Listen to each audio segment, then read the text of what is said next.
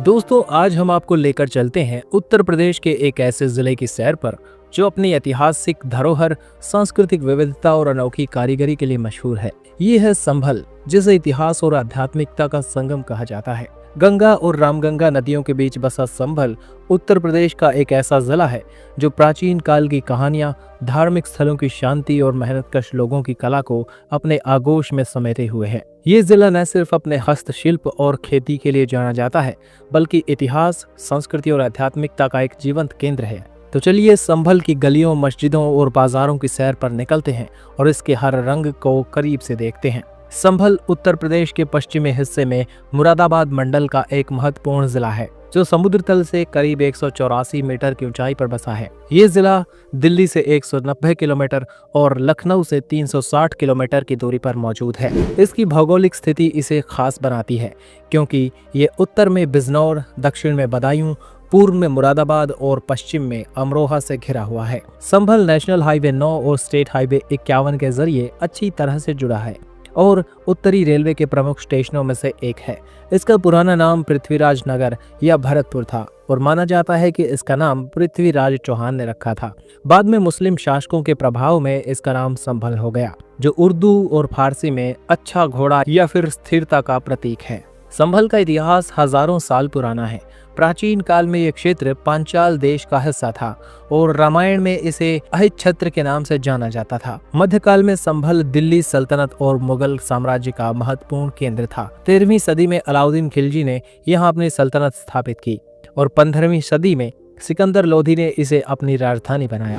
1526 में बाबर ने संभल पर कब्जा किया और ये मुगल साम्राज्य का हिस्सा बन गया। 1857 के प्रथम स्वतंत्रता संग्राम में संभल के लोगों ने ब्रिटिश शासन के खिलाफ विद्रोह किया और यहाँ की जामा मस्जिद उस दौर की गवाह है। 2011 में संभल को मुरादाबाद जिले से अलग कर एक स्वतंत्र जिला बना दिया गया, जिसने इसे नई पहचान दी। यहाँ की ऐतिहासिक इमारतें जैसे जामा मस्जिद और बाबरी मस्जिद मुगल कालीन स्थापत्य कला की मिसाल हैं। 2011 की जनगणना के अनुसार संभल जिले की जनसंख्या 22,39,000 थी, जिसमें 70% लोग ग्रामीण क्षेत्रों में रहते हैं। जनसंख्या घनत्व 884 व्यक्ति प्रति वर्ग किलोमीटर है और लिंगानुपात 906 महिलाएं प्रति 1000 पुरुष, जो इसकी सांस्कृतिक विविधता को दर्शाता है। यहाँ पर 75% आबादी हिंदी बोलती है और 24% के आसपास उर्दू बोलती है। यहाँ के लोग होली, दिवाली, ईद और मुहर्रम जैसे त्योहारों को धूमधाम से मनाते हैं। यहाँ के स्थानीय व्यंजनों में कचौड़ी, समोसे और बर्फी मशहूर है। यहाँ की गुलाबी जलेबी और चाय का स्वाद हर किसी को लुभाता है। संभल की अर्थव्यवस्था मुख्य रूप से कृषि,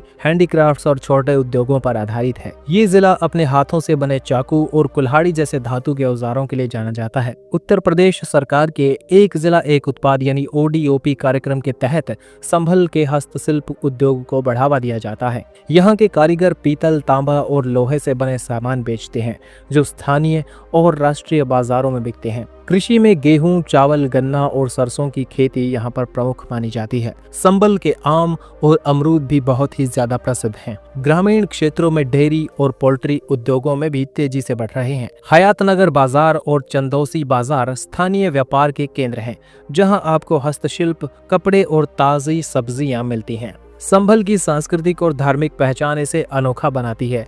यहाँ की जामा मस्जिद जो 16वीं सदी में बनी थी, मुगल स्थापत्य कला का एक शानदार नमूना है। बाबरी मस्जिद जिसका ऐतिहासिक महत्व है, यहाँ की धरोहरों का हिस्सा है। हरि मंदिर और शिव मंदिर भक्तों के लिए आस्था का केंद्र है। पर्यटन के लिहाज से संभल में बहुत कुछ है।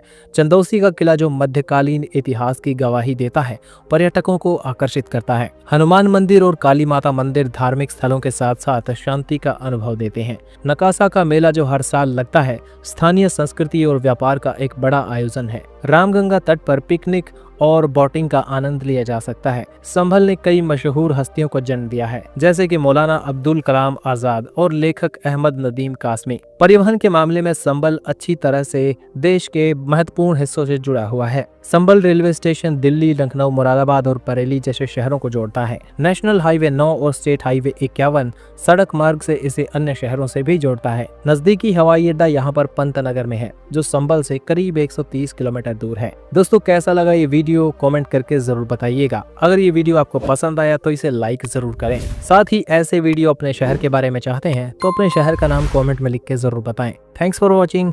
जुड़े रहिए एक्सप्लोर YRS के साथ।